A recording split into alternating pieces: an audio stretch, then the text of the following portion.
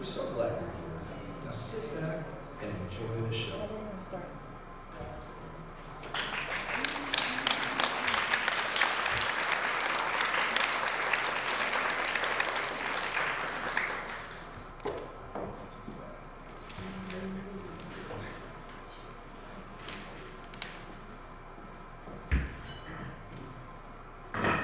Hello, good afternoon, everybody.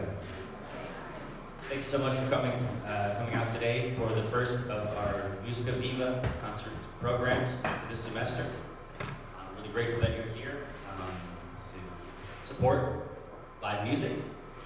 Obviously a wonderful thing. I have a few people I want to thank before we get the show going. First, I'd like to thank all of the staff here, Zoe and her team, helping everybody get situated. Give a little round for them, that would be great. We also have Albie and Isaiah and his team helping out with sound and all the audio things. We also have a wonderful crew from JWOL who's doing some video recording of this event, so we're really grateful that they're here. This will eventually be put out there sometime, I'm not sure when, so we can give a round of applause for them. Also, although not here today, I'd really like to bring special attention to Kate and Kara in the marketing department who helped us make these beautiful posters and the beautiful programs that you're looking at. Also, our department chair, the Fine Arts Department Chair, Lori Scherer, and Hannah and Carol and the team in the Fine Arts office. Wonderful. We can't put these kinds of events together without them.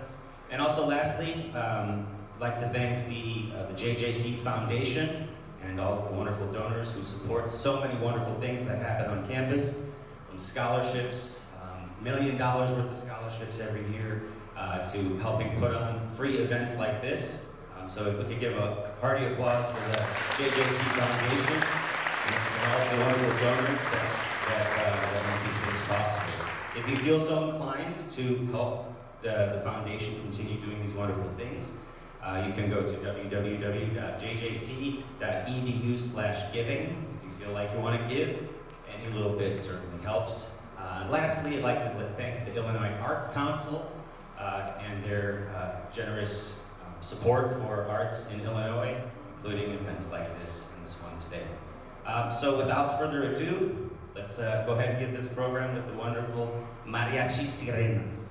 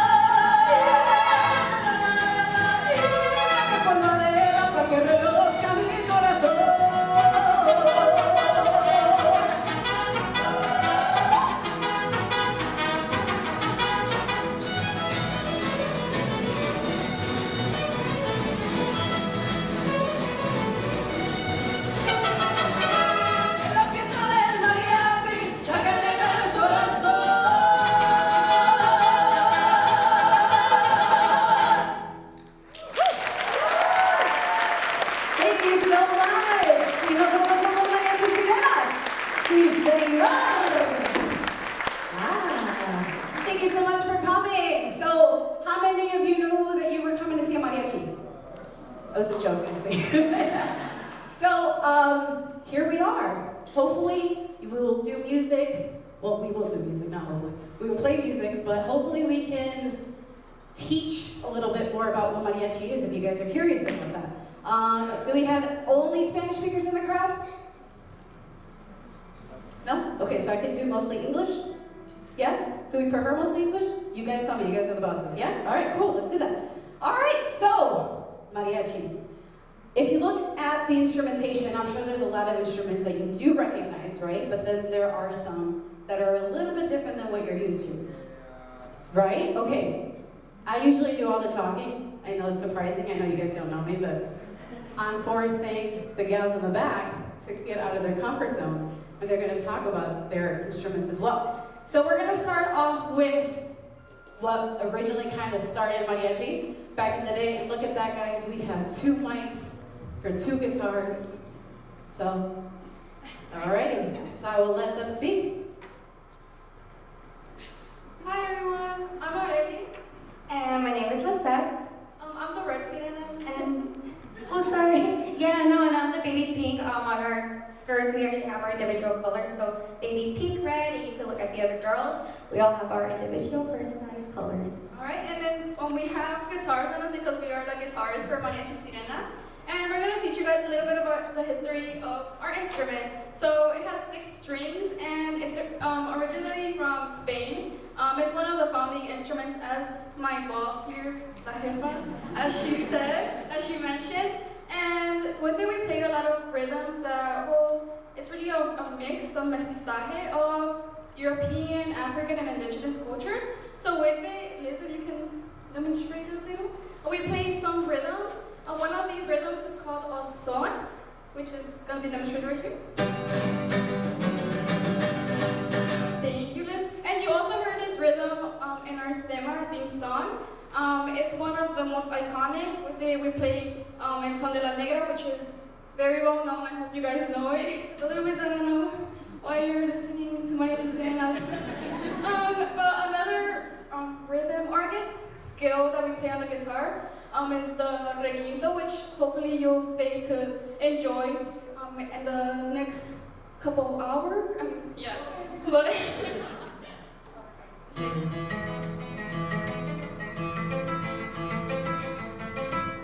thank you, Liz. Give her a round of applause, guys. Thank you.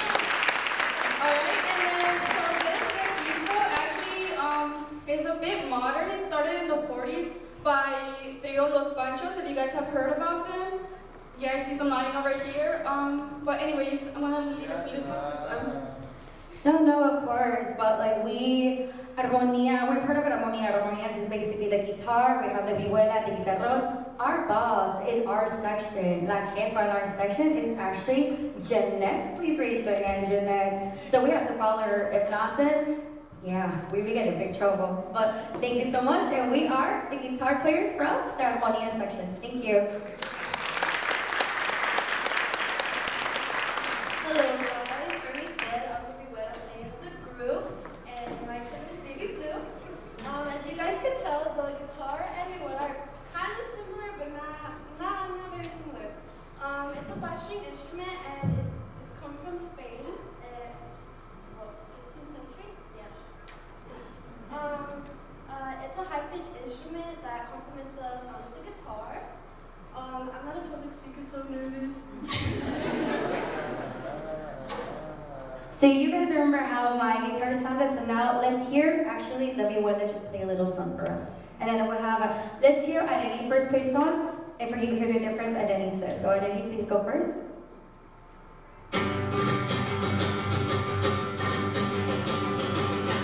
All right, and then now you're gonna hear vihuela.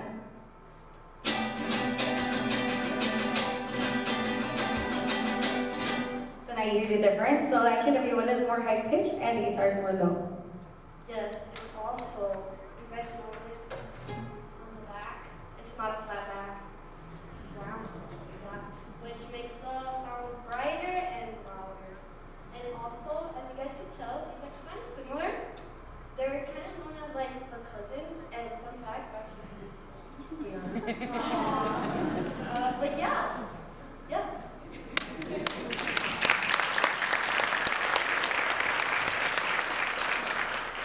violins, why don't we move back a little bit just so they can see what's going on, because it seems like we are afraid of center stage.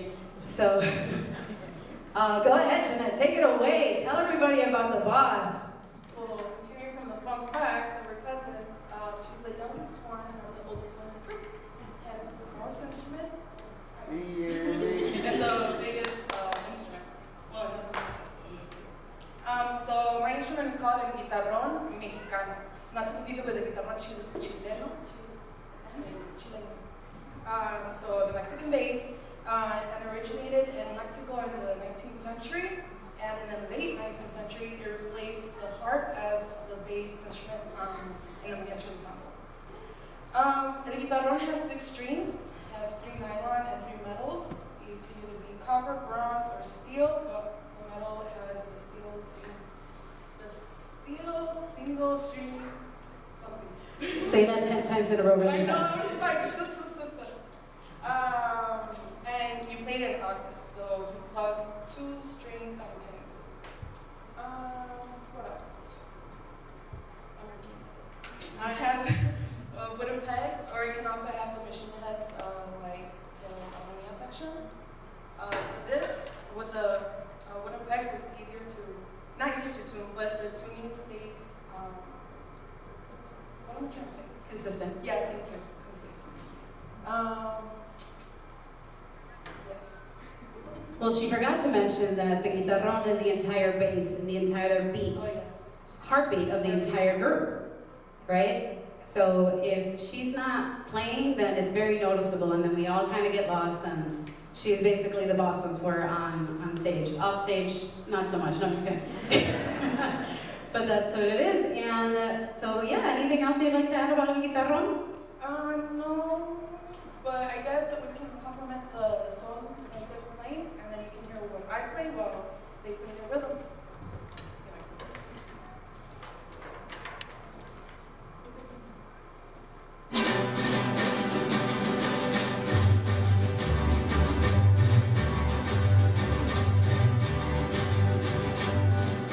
So it's a very subtle, like, boom, boom, right? Yeah, give it up for her.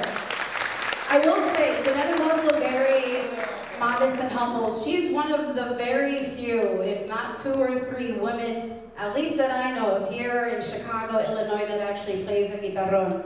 Because it's not a very, well-known instrument right here in the United States or here in our Midwest area, let alone one that women usually gravitate to. So let's give it up for her for breaking that stereotype. All right, and now to the best section in the entire ensemble. Hello everyone. So I'll go up front and center. Come on, Annie, let's go. So my name is Monique. I play the violin. I'm sure all of you guys have seen or heard of a violin. Usually people, a lot of schools, they do have orchestras, and that's like one of the first instruments people choose in an orchestra. So what's different from the violin to all these other beautiful instruments is we have 2 different components that make our sound. We have the violin itself, and we have the bow. So the strings too, you could pluck them, you could bow them, and you can't really strum them like the other instruments. I mean, you can, but it might kind of hurt. It would hurt a lot. It does hurt. We tried, especially in the winter. Anyway, besides that, can we hear like the difference between plucking and bowing?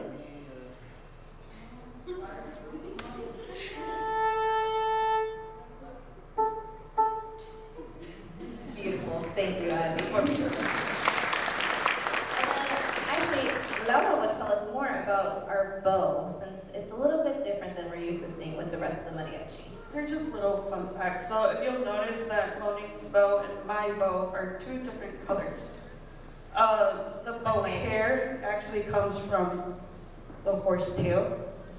This is my Darth Vader bow. It's black. It's beautiful. So usually they come in a lighter color, whitish. Monique's is black, and usually those are used for a better grip on the strings. And in order to have that better grip, you need rosin, which is all the white stuff you see on here. Yeah, because Laura didn't clean her violin. I did not. It can get worse. I'm not proud of that. There's also two different types of resin, which is a light colored and a dark colored. Dark colors are usually used for basses and cellos, but you can also use it for a violin bow. Those are normally used for the colder weather, and the lighter amber ones are used for, such as the summertime. Anything, Ali? Okay, I'm next. I'm nervous. So the violin is another primary instrument in mariachi music. Unlike in classical, which is more precise, in mariachi music it's more rhythmic, and it includes of styles such as sones, rancheras, and guapangos.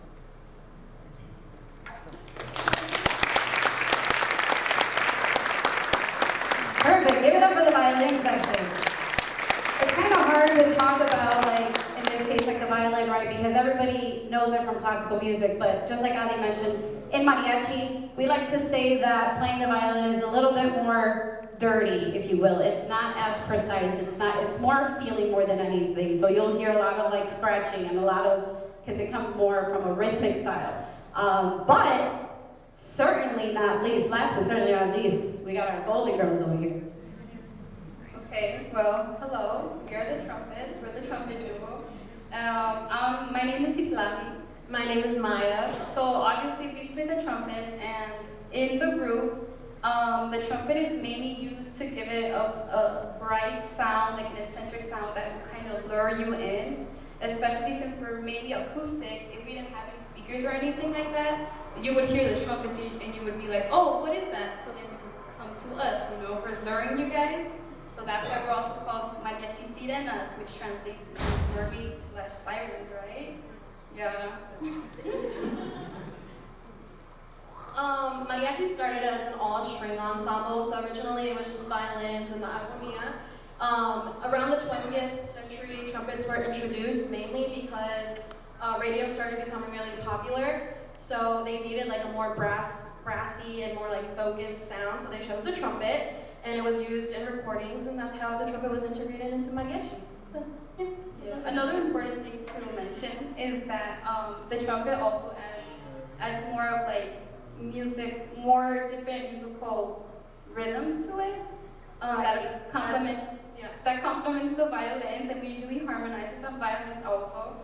And that's mainly because in different regions of Mexico, they have like their own different genres of music, and they play their own, like they can play the same song but in their own type of variation. So what the trumpets would do is that we kind of accommodate to that, and we would play in their specific genres. Yeah, that's the trumpets. Thank you so much, everybody. It's funny because we know how to play our instruments, right? But sometimes, like, wait, do we know the history of our instruments? So just to kind of bring it back home, mariachi, to understand mariachi, you also have to understand the history of Mexico during that time, right? It ages back to the 15th century, just kind of Armonía said. It was just a guitar, a harp, and a violin. And then as it all went on, the ensemble got bigger. So mariachi actually started back, it predates back to the farmers, right, that were working in las haciendas. So according to what was written, if you knew how to play an instrument, you were paid more than just the regular help. So while, you know, so there would be music playing in las haciendas to be able to mark any type of celebration or anything like that. So then I'm just gonna fast forward a little bit as the Mexican Revolution happened, and Mexicans started losing their land. The help that knew how to play music ventured off into playing on the streets, and to be able to make up for that income that was now lost. And then going into forward with the French Revolution, with the French, then it started becoming more into kind of an elegant sort of music, where mariachis would come in for weddings and all that big stuff, but we can get into that a little bit later. So that's kind of where it all happened, which is where the blend of indigenous music, of African music, and that Spanish blend is all coming in together because it all started on the field. So I think that's enough talking for right now. Let's play some music.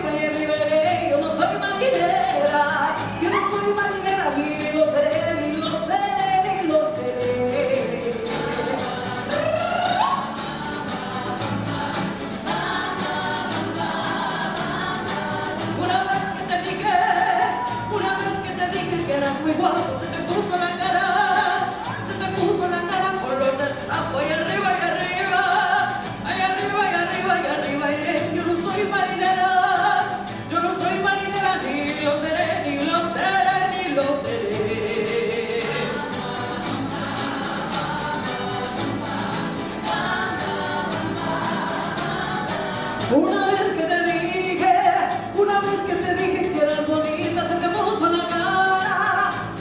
la cara coloradita y arriba y arriba, ay arriba y arriba y arriba. Yo no soy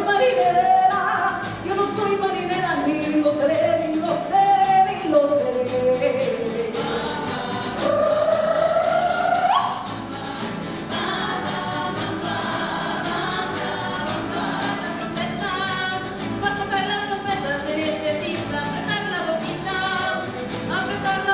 Y otra cosita, y arriba, y arriba, ay arriba, y arriba, y arriba, yo no soy marinera, ni lo seré, ni lo seré, ni lo seré.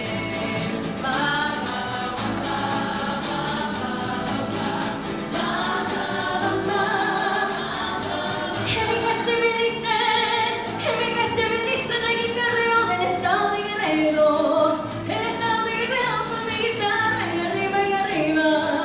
Ay, arriba, y arriba, y arriba, yo no soy marinero, soy capitán, soy capitán. Échale, sí, señor.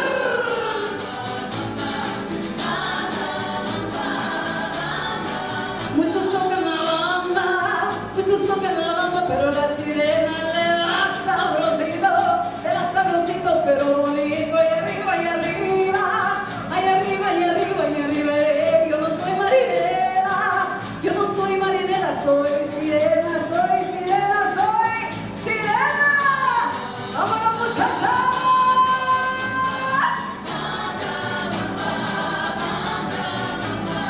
Este sí es un son jarocho, este sí es un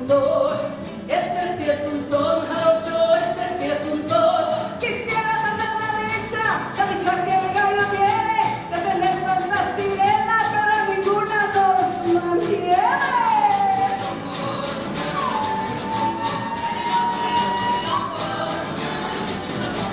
Pero no vamos al templo para que nos bendiga el Padre, nos tenemos que casar aunque no quiera tu madre.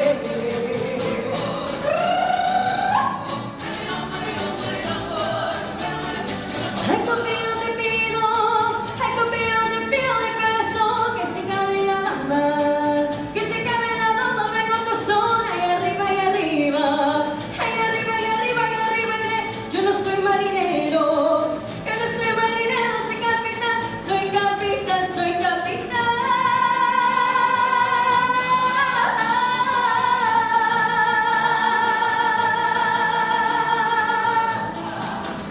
Ay, ay, ay.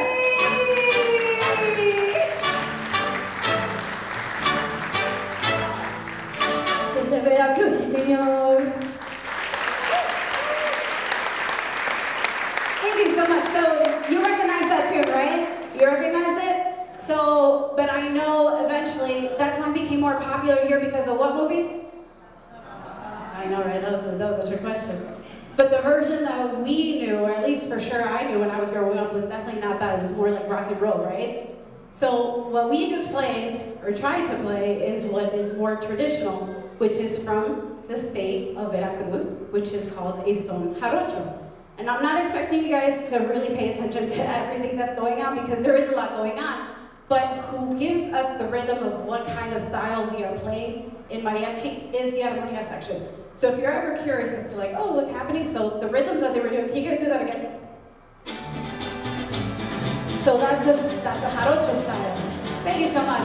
So back then, se llamaban fandangos. So I don't know if you guys have heard where it's like there's a tarima, which is this wooded-based board, where they would just do a lot better than what I just did. Y es donde se sentía la comunidad, right? It was a community thing, and it was a beautiful thing. And then so from son jarocho is what evolved into now what we know as ranchera music. I'm going to kind of put this in what we know here in America. So think of son jarocho kind of as like bluegrass, right? And then ranchera music is what evolved into now what we know as country music. So that's how I was able to put two and two together, because our ranchera music is what we would qualify as country music. Bluegrass, which is the roots of where country music came from is jarocho, where mariachi came from. Are we all together? Oh my gosh, we're gonna be so smart at the end of this. All right, now you can just go out and just start spewing all these facts. All right, so the next we'll do a nice little traditional song that I think you guys should recognize.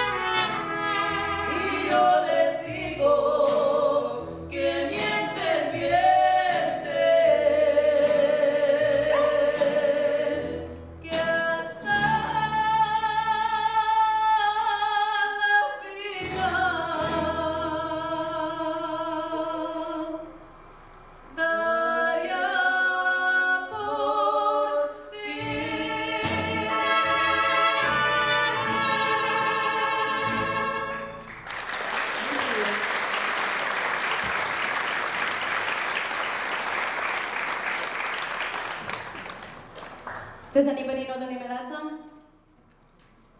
Hay unos ojos, that's correct.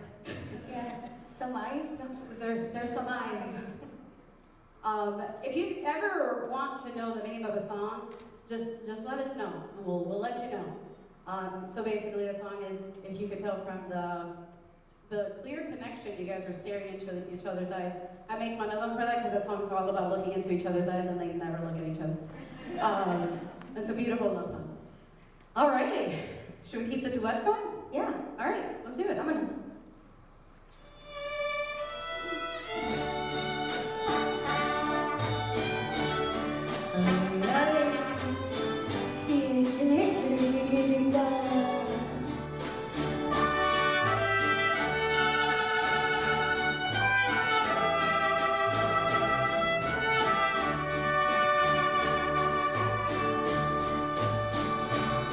If she brings you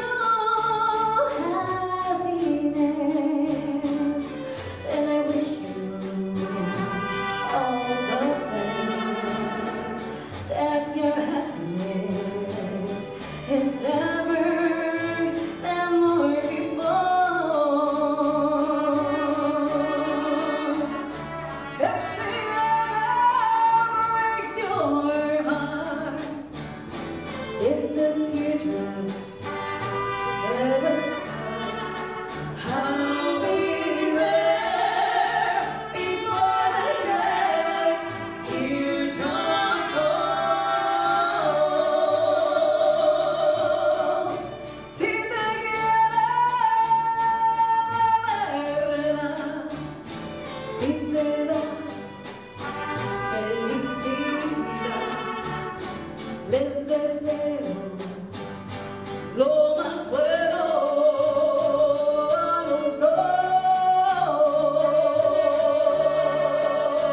Pero si te hace llorar, a mí me puedes llamar. Yo estaré contigo cuando triste estés. Yo estaré cuando me necesites a tu lado para borrar cada lágrima que hayas derramado. Para llegar a la dirección. Just remember, I love you. I'll be there before the next teardrop falls.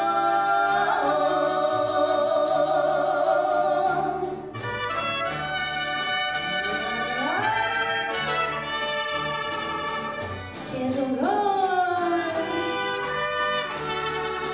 yo estaré contigo cuando triste estés. And I'll be there before the next teardrop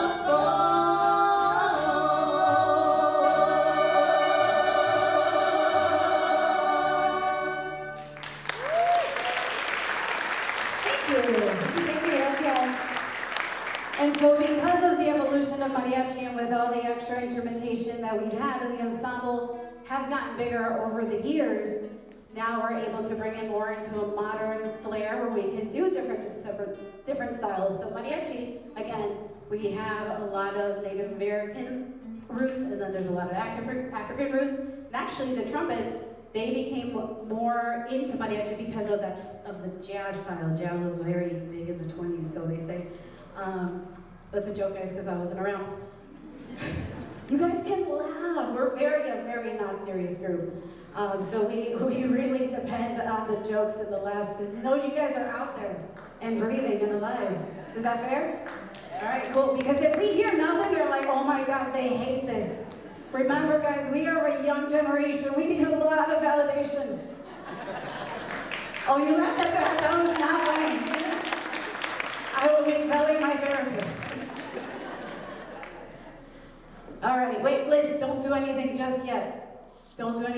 yet. So this next song that we're about to do is also from a movie, right? And you will recognize it once we start going at it. But just as a little fun fact, when we first started, Mariachi Sirenas, how old are we guys? 8 years old?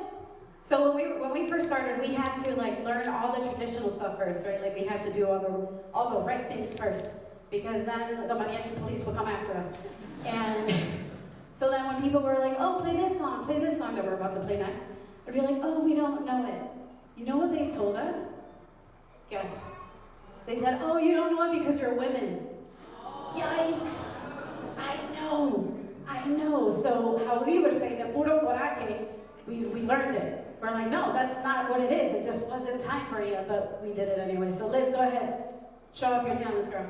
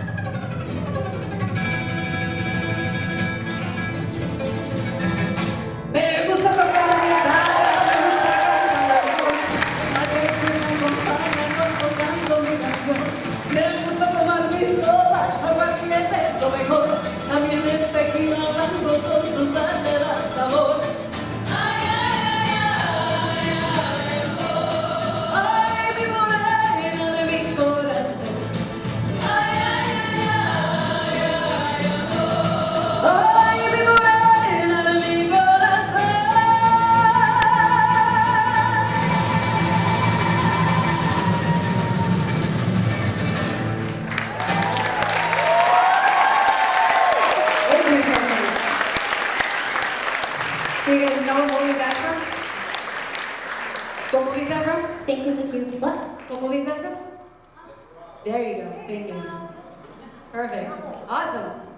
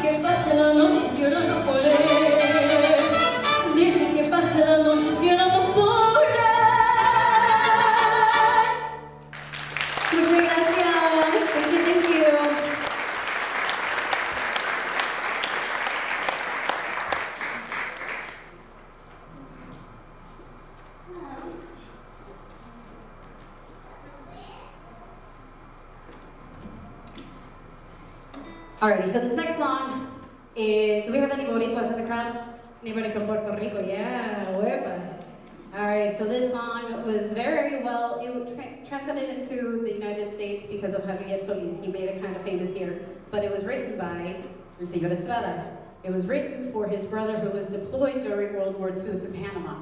So he wrote a song to his brother about the nostalgia of missing Puerto Rico, right? So even if you're not Puerto Rican, even if you're not Hispanic, Latino, Latine, whatever you identify, at some point, someone in your ancestry had to leave what they knew, had to leave home, and come to this country, right? So that's kind of what this song is. So this song speaks really deeply to me. I am first generation here. My parents did everything, and they sacrificed everything, so my siblings and I could have a better life, right? So this song talks about that, leaving everything you know, because you know there's something better there, but you just have to hope that there is.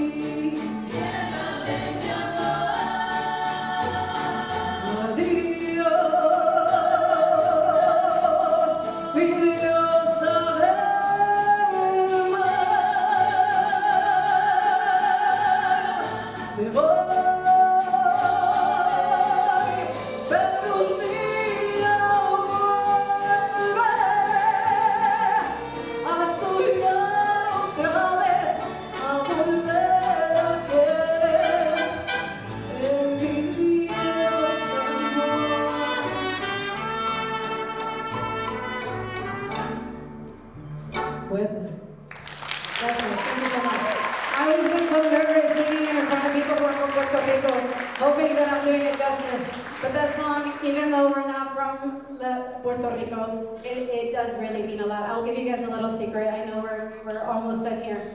I grew up being very ashamed and embarrassed about being Mexican. It was just kind of how it was. My parents didn't speak English. My mom and my dad were very, very traditional, and I went to a school where I was truly the minority. And all I wanted to do as a kid was fit in, right? But I am a little privileged because I am light-skinned, but I had to do all the translating. I had to do everything that an adult should have done, but I had to do it as a kid. So I think because of that, I was a little mad of my ethnicity, right? So growing up, I kind of just like, no, I'm not that. I just want to come home and eat mac and cheese. I don't want frijoles. It's just like, I don't want that. I don't want to translate your doctor's appointment, Mom. So it was one of that. So mariachi, as we know now, is very, very, very Mexican. So you may ask, Ibet, what are you doing in a mariachi band? Excellent question. My mom actually forced me and my cousin to do mariachi when we were, like high school, early high school? Yeah, we were like 15-ish. We're 17 now. Don't laugh. We are young. And it was through mariachi that I personally learned to love my culture. You are, thank you.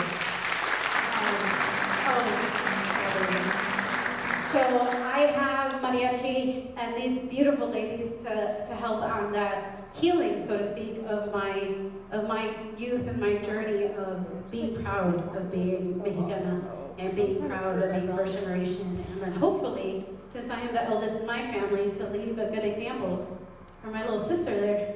And obviously, I think I did a good job if I forced her to join. And here we are, because I didn't want her to grow up the way I did, not being proud of our roots, because we are where we come from. And all we can do is hope, because at one point, there's going to be generations who did not know that we didn't exist. So all we can do is just hope and keep passing down these traditions to the next generation and to the next generation. So thank you so much for all of you for coming here to listen to our spiel. Thank you.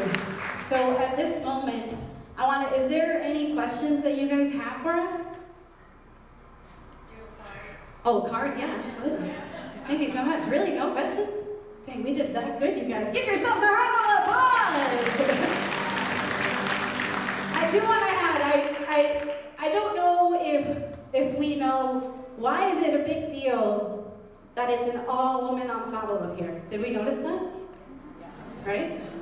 Do we know why it's a big deal that it's an all-woman ensemble up here? I'll tell you why.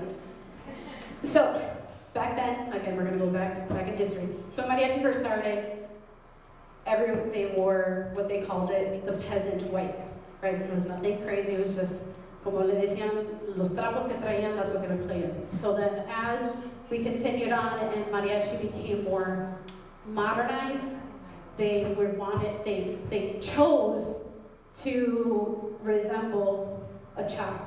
Do we know what a charro is? A bit Mexican cowboy, basically, is what it is. So, which is, that tight pants with the shirt with the bow, so that's what it represented. And as it got even more modernized and with more money, more elegance, then the gala came, which was this fun stuff that we have here. So, because of this ensemble and the charro aspect to it, then you had, during the Mexican films became huge, right? And I was about to start speaking Spanish. So very popular were the charro movies. So what represented a charro was that satire of a man who is macho, who drinks heavy, who is a womanizer, who is all that. And then what represented that image of that man, that charro, the music that they would choose was mariachi music. So because of that, it became a very, and only for a very long time, male-dominated genre. Most of the songs are about being a womanizer. There are really I like when we go to events, they're like, oh, play women empowerment songs. Those don't exist. Because mariachi is very, very late on that, but we're coming around. So, think about it. Mariachi has been around since the 15th century, and 8 years ago. It took Chicago until 8 years ago to get an all-woman mariachi. You know what I mean? So, thank you. And when we get asked, well, how do you do it with kids and school and work? Just like a man. You just do it just the same way. That's not a big deal. You know, and it is what it is. And here we are, hopefully, proudly representing what mariachi is. As women, we do get a little bit, we get away with not being in like, with the button-up shirts and the moños and stuff like that, because we are going towards more of a folkloric vibe, and we can be pretty. And that's what we do. But technically, our hair down is like a big no-no in the mariachi world, but don't tell anybody. That's actually one of my inspirations as to why I started Sirenas, because the old director that we were in told me I couldn't wear my hair down. So I said, bet. And I started my own group. But yeah, well, thank you so much for coming out. And we're going to end with this last big traditional song. As we all know, eventually mariachi did become the symbol of Mexico. And we're going to end with one of the most traditional son jaliscienses. Muchas gracias.